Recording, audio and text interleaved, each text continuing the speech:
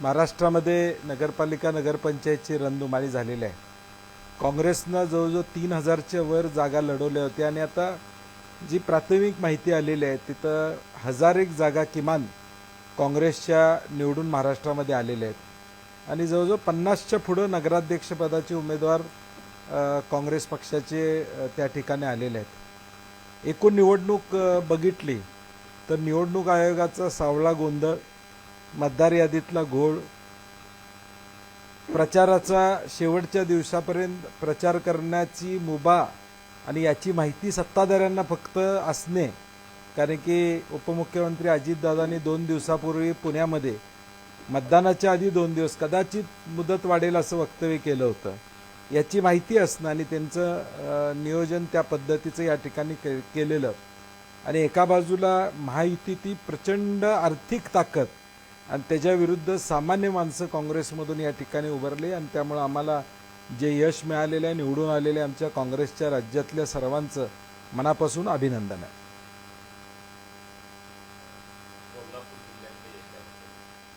कोल्हापूरमध्ये जवळजवळ 120 जागांवर आणि काँग्रेसच्या चिन्हावर व शिवशाहू आघाडी आणि काँग्रेसचीच आघाडी या पद्धतीने उमेदवार उभे केले होते आणि जवळजवळ 70 उमेदवार आमचे निवडून आलेले आहेत। वडगावमध्ये त्या ठिकाणी विद्याताई पोळ यांच्या नेतृत्वाखाली नगराध्यक्ष आणि पॅनेल तिथं निवडून आलेला आहे।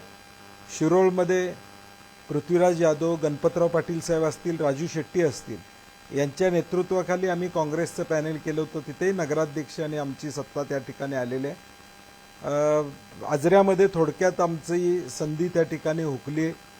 त्याचबरोबर कुरुंदवाडमध्येही आम्हाला थोडं मागं त्या ठिकाणी जावं लागलं आणि जयसिंगपूरची लढाई ही एक वैचारिक लढाई म्हणून आम्ही लढलो होतो। निवडून येणार का किंवा या निवडणुकीत जयसिंगपूरमध्ये यश मिळेल का अशी आमची अपेक्षा नव्हती, पण गट म्हणून ती निवडणूक लढावी अशी कार्यकर्त्यांची इच्छा होती आणि आम्हाला तिथं 5 नगरसेवक काँग्रेसचे त्या ठिकाणी निवडून आलेले आहेत। एकूण कोल्हापूर जिल्ह्याची आकडेवारी आपण बघितली तर आपल्याला लक्षात येईल की साधारणपणे जयसिंगपूरला आमचे 5 आलेत, आम्ही 13 उभे केले होते। पेठ वडगावला 15+1 नगराध्यक्ष आमचा, शिरोळमध्ये नगराध्यक्ष +15 नगरसेवक, पन्हाळ्यामध्ये शिवशाहू आघाडीच्या वतीनं 5-6 लोक आलेले आहेत, कुरुंदवाडमध्ये काँग्रेसचे 8 लोक त्या ठिकाणी आलेले आहेत, चंदगडमध्ये 5 आलेले आहेत, हातकणंगले नगरपंचायतमध्ये 8 लोक आणि आजऱ्यामध्ये 6 लोक आमचे त्या ठिकाणी आलेले आहेत। हे फक्त काँग्रेसचं सांगतोय। शिवसेनेचे काही लोक आलेले आहेत, राष्ट्रवादीचे काही लोक आलेले आहेत। साधारणपणे हा आकडा जिल्ह्यामध्ये 90 पर्यंत आमचा पोहोचेल। 250 मध्ये 90 नगरसेवक हे महाविकास आघाडी म्हणून यामध्ये आलेले आहेत। मला वाटतं पलीकडची ताकद बघता आणि एकाएकी आम्ही लढाई दिली होती, त्यामध्ये यश आमचं निश्चितपणे चांगलं आहे असं माझं मत आहे।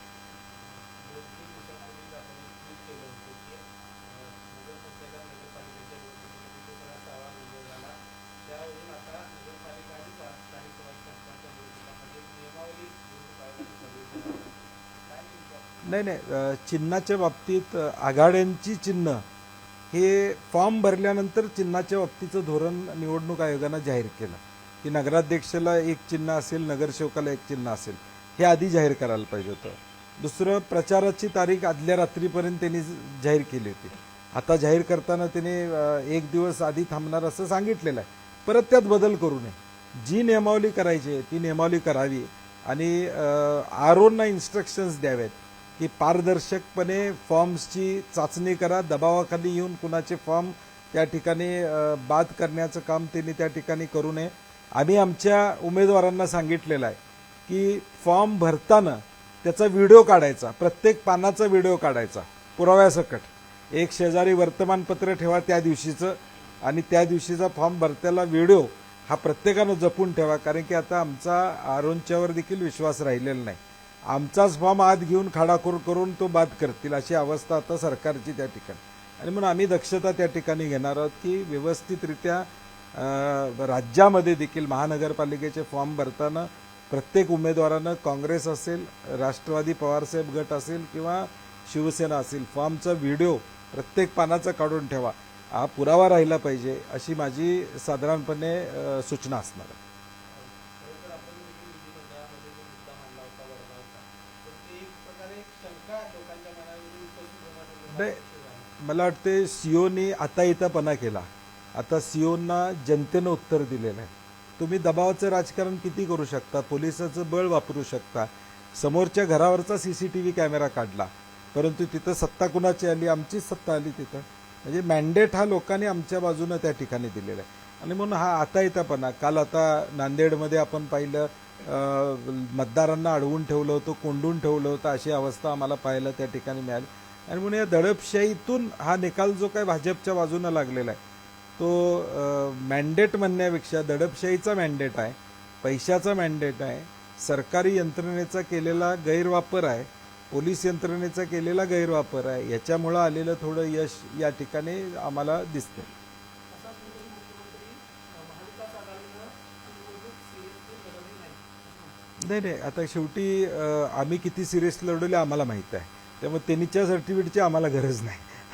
आमचे कार्यकर्ते जे निवडणुकीला उभे होते त्यांना माहीत आहे आम्ही सिरियसली लढलेलो आहे. महापालिकेच्या आयुक्त झाल्याला उद्या परवा सुरू होते. अजूनही महापौर कोणत्या नाही, मला पहिल्यांदाच असं घडतंय की महापौरचं आरक्षण अजून पडलेलं नाही. आता माझी माहिती मी चौकशी केली तर 17 तारखेला ते आरक्षण टाकणार आहेत अशी माझी माहिती आहे. कारण की निवडणूक झाल्यावर मला कळत नाही की नेमकं हे 17 जानेवारी म्हणजे निकाल लागल्यानंतर दुसऱ्या दिवशी 17 जानेवारीची तारीख निश्चित केली आहे सरकारनं असं माझी माहिती आहे. मला कळत नाही की ह्याच्या आधी नेहमी निवडणुकाच्या आधी हे व्हायचं आरक्षण. एक वातावरण असायचं की महापौर पदाचा उमेदवार, महापौर पदाची संधी, एक वातावरण लोकांच्यात असायचं की मी सत्ता आली तर मी महापौर होऊ शकतो.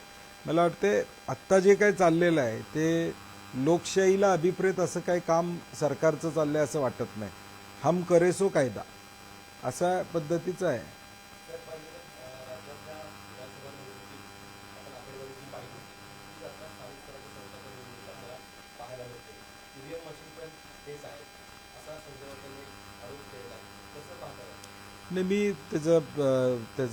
त्याच्यावर बोलणार नाही. परंतु साधारणपणे मागच्या 20 वर्षाचा आपण विचार केला की नगरपालिका नगरपंचायतच्या निवडणुकीमध्ये साधारणपणे सत्ताधारी पक्षाच्या बाजूनं कल थोडाफार त्या ठिकाणी असतो. परंतु आत्ताचा कल मी म्हणत नाही सत्ता आहे म्हणून त्या ठिकाणी दडपशाहीचा कल आहे. पैशाचा गैरवापर असेल, यंत्रणेचा गैरवापर, यातून ही निवडणूक हायजॅक करण्याचं काम भाजपनं त्या ठिकाणी केलेलं आहे. आणि म्हणून त्यातला एक मुद्दा संजय राऊत बोलले ईव्हीएमचा असेल, मला माहीत नाही त्यांच्याकडे काय त्याच्या संदर्भातली माहिती आहे, त्यामुळे मी बोलणं संयुक्तिक राहणार नाही. सचिन पाटील यांना रोखण्यासाठी प्रज्ञा सातव यांचा राजीनामा घेऊन विरोधी पक्षनेतेपदापासून दूर ठेवला अशा पद्धतीची एक चर्चा आहे. काय नेमकं याच्यामध्ये? मला वाटते हा प्रश्न तुम्ही आता मुख्यमंत्री येतील, उपमुख्यमंत्री येतील त्यांना विचारला पाहिजे. कारण की प्रज्ञा सातव म्हणजे अगदी गांधी परिवाराशी एकनिष्ठ असणारे राजीव सातवांच्या त्या ठिकाणी घरातली सीट होती. त्या राजीव सातव दुर्दैवी गेल्यानंतर ताबडतोब त्यांना ही सीट देण्यात आली. अजून 5 वर्षे त्यांची कारकीर्द आहे.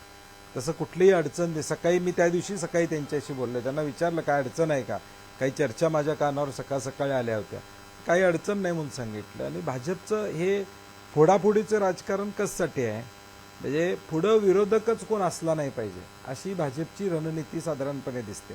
आणि ही फक्त काँग्रेसच्या बाबतीत आहे का, अजितदादांचे आता 20 का 22 नगरसेवक घेतले असं आम्ही टीव्हीमध्ये ऐकलं. म्हणजे ते ज्याच्या जीवावर खुर्चीवर आले त्यांना सुद्धा ते सोडत नाहीत. म्हणजे त्यांचे सुद्धा नगरसेवक त्यांनी फोडायचं काम त्या ठिकाणी केलेलं आहे. आता भाजपचं एक चाललंय की सगळेच लोक आमच्या पक्षात असले पाहिजेत आणि पुढे निवडणूकच होऊ नये अशी काही रणनीती आहे काय कळत नाही.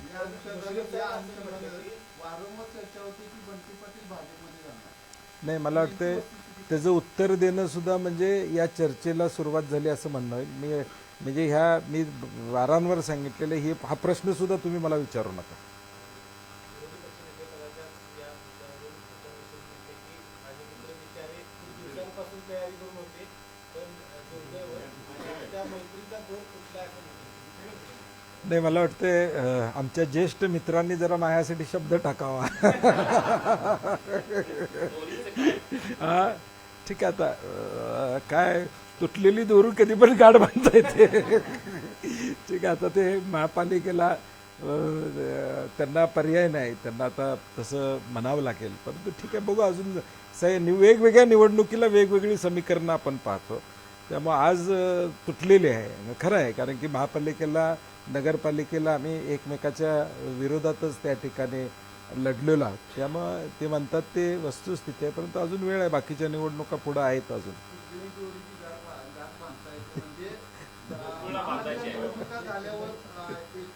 नाही, मी काय त्याच्यावर तुम्ही म्हणला दोरी तुटल्या, मी म्हणलं गाठ बांधता येते, एवढंच म्हणलं.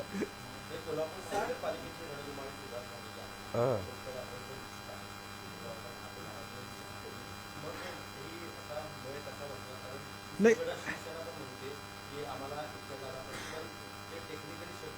नाही, आता काय झाले, पहिल्यांदा आपले प्रभागावर निवडणूक होते आणि 4 लोक त्या प्रभागात असणार आहेत. पूर्वीचे 4 वॉर्ड त्यामध्ये असणार आहेत. आणि म्हणून काँग्रेसचा प्रामाणिक प्रयत्न काय, मला आवडतोय म्हणून उमेदवारी नाही, तर त्या प्रत्येक भागाला कव्हर कसं करता येईल हा आमचा लॉजिक त्याच्या पाठीमागे. त्या भागातनं प्रत्येक भागातनं जर ते मतदान आलं तर ते पॅनेल निवडून येणार. या निवडणुकीत काय आहे की एक घोडा लंगडा असेल तर बाकीचे 3 अडचणीत येणार आहेत. त्यामुळे ते 4ही व्यवस्थित असले पाहिजेत. आणि म्हणून शिवसेनेची जिथं ताकद आहे तिथं आम्ही त्यांना देणारच आहोत, आम्ही अजिबात नाकारणार नाही. राष्ट्रवादीची जिथं ताकद आहे पवारसाहेबांच्या गटाची, त्यांना आम्ही निश्चितपणे तिथं देण्याचा प्रयत्न आमचा असणारच आहे. आम आदमी पार्टीनं आमच्याकडे मागणी केलेली आहे, ताकदीचा उमेदवार असेल. कारण की शेवटी काय झालं, यात आता 4 उमेदवार ठरवत असताना त्या 4हींना विचारायला लागते. आता अशी परिस्थिती आहे की तुम्हाला हे चालतोय का इन द सेन्स काय की या पॅनेलला निवडून आणायसाठी त्याची ताकद पुरणार का, म्हणजे चालणार का. त्यामुळे आम्हाला पूर्वी 1 वॉर्डाचा निर्णय कसाही घेऊ शकत होतो. म्हणजे 10 लोक असली, त्यातला चला 1 करला, राहिलेल्या 7 त्याच्या पाठीमागे लावता येत होतं, करतो. परंतु आता 4चा असल्यामुळं आम्हाला 3ही लोकांना पुढच्या विश्वासात घेऊन 4चा 4था निर्णय घ्यायला लागतोय.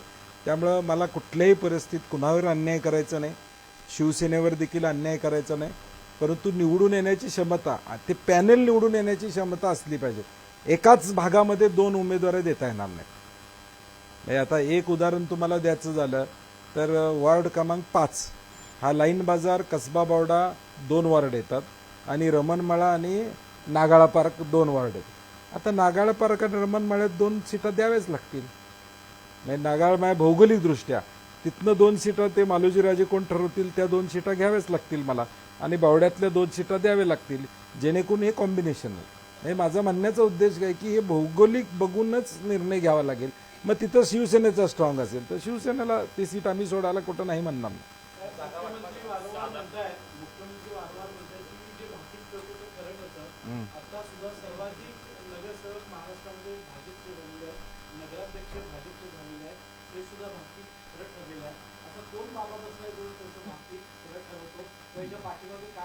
निवडणूक आयोग आता सगळ्या गोष्टी ज्या काही घडत आहेत ते आपण बघतोय की प्रशासन त्यांच्या ताब्यात आहे. प्रचंड पैशाचा वापर या निवडणुकीमध्ये होतोय. तो कॉन्फिडन्स त्यांना कशातून येतोय? जनतेतून येत नाही कॉन्फिडन्स. जनतेचा प्रतिसादातून मुख्यमंत्र्यांना कॉन्फिडन्स नाही. ती जी यंत्रणा वापरतायत, मग वारेमाप अर्थकारणाची यंत्रणा असेल, प्रशासनाचा दुरुपयोग असेल, किंवा एकूण सगळ्या सिस्टीमचा. आता आम्ही बघितलं नगरपालिका नगरपंचायतमध्ये केवढ्या टीका टिप्पणी झाल्या की कशा पद्धतीनं एकमेकाच्या विरुद्ध ते बोलले. म्हणजे सत्यच बोलले ना की मंत्री कोकाटे काय म्हणले, भाजपा इतर पक्ष फोडणारा या ठिकाणी. म्हणजे भाजपबद्दलचं काय आहे हे त्यांनी एकमेकांना पक्षानं एकमेकाचं सांगितलेलं आहे. परंतु एकूण काय की तिघही वेगवेगळं भांडतात आणि मतं घेण्याचा प्रयत्न करतात, लोकांना नाटक दाखवतात. शेवटी ते तिघही एकच आहेत. आणि या महापालिकेमध्ये असल्या सगळ्या गोष्टीला ही जनता फसणार नाही अशी आमची अपेक्षा आहे.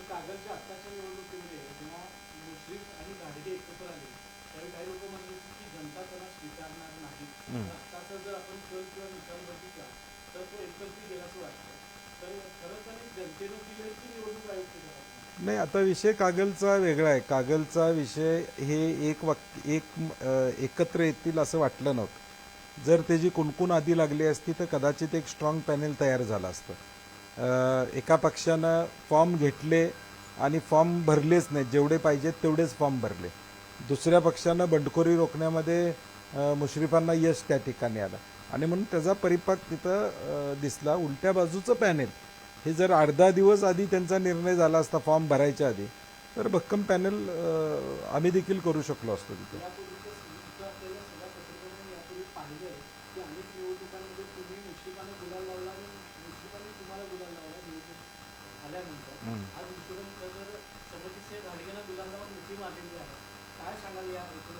नाही, मी म्हणलं तसं आता महायुती आणि महाविकास आघाडी असं आमचे दोन हे पडलेले आहेत. त्यामुळे आता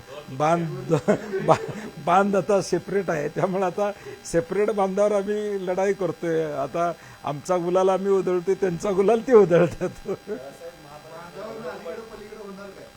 आता काय उद्याचं काय आज बोलता येणार नाही ना. म्हणजे तुमच्या अर्थानं म्हणत नाही मी सतीश, नाही तर तुम्ही तुमचा प्रश्न खोचक होता तो मगाचा, ते विचारू नका म्हणून मी कोल्हापुरात सांगितले सगळ्यांना. आता मला कारण नसताना मला त्या रोटेशनमध्ये आणू नका, मी नाही आहे त्यात. म्हणजे मला कुणी विचारत पण नाही आणि बोलत पण नाही त्या विषयावर.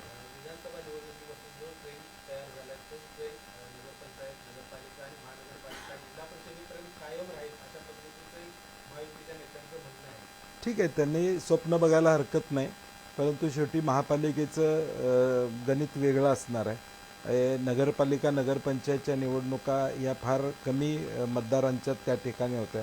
त्यांना मॅनेज करणं किंवा त्यांना कशा पद्धतीनं प्ररोढणं दाखवणं हे सगळं होतं.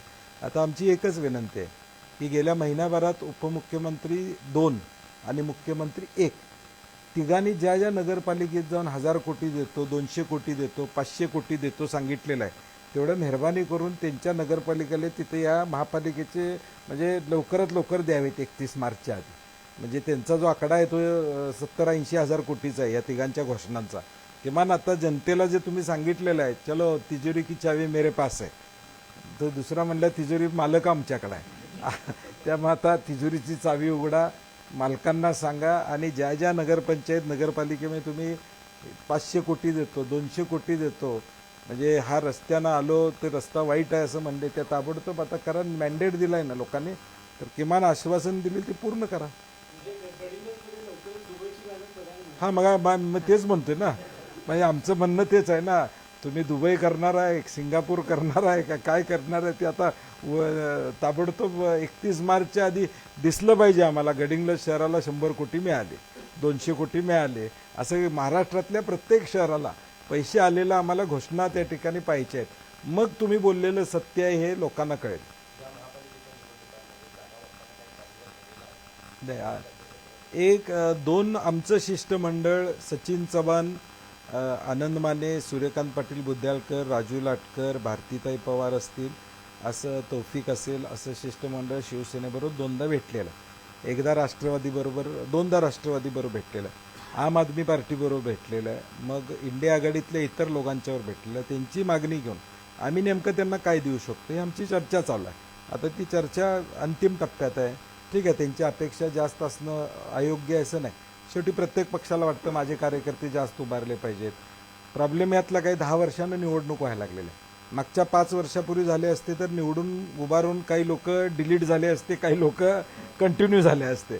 आता 10 वर्षाचा बॅकलॉग असल्यामुळे सगळ्या पक्षांचं अडचण आहे की कुणाला सामावून घ्यायचं, आणि म्हणून आम्ही शिवसेनेला प्रस्ताव दिलेला आहे की कुठं कुठं आम्ही सीट त्या ठिकाणी देऊ शकतो.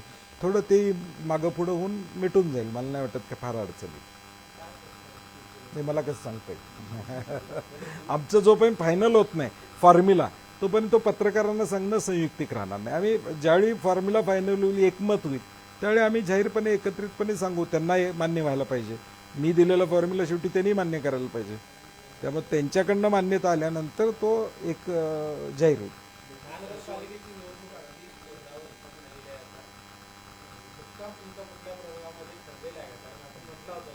नाही, आता काय नाही, ते मी काय म्हणलं होतं या सगळ्या प्रक्रियेमध्ये शेवटी कोण गेलं मला सोडून, म्हणजे मला फसवलं तर तिथं मी जाणार.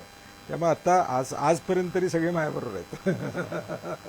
त्यामुळे कोण जाणार नाहीत. सगळ्यांनी उमेदवारी माझ्याबरोबर जे एकनिष्ठ राहिलेले आहेत आता ते एकनिष्ठपणे माझ्याबरोबर त्या ठिकाणी या पडत्या परिस्थितीमध्ये म्हणजे या विचित्र काळामध्ये सुद्धा काँग्रेसकडे जास्त उमेदवारी अर्ज आलेले आहेत. तुम्ही बघितलेला आहे की सगळ्यात मॅक्झिमम अर्ज हे काँग्रेस पक्षाकडं त्या ठिकाणी आलेले आहेत. त्यामुळं लोकांचा विश्वास काँग्रेस पक्षावर आहे, माझ्यावर आहे. शाहू महाराज असतील, ऋतुराज पाटील असतील, मालोजीराजे असतील किंवा आम्ही सगळे असो मिळून सगळे या निवडणुकीला सामोरं जाऊ. हा होणार की. कार्यक्रम करण्यापेक्षा आमचा एजेंडा कोल्हापूरच्या विकासाचा असेल. कोल्हापूर धुळामुक्त करणे, कोल्हापूर खड्डेमुक्त करणे, भ्रष्टाचार मुक्त करणे हा आमचा एजेंडा असेल.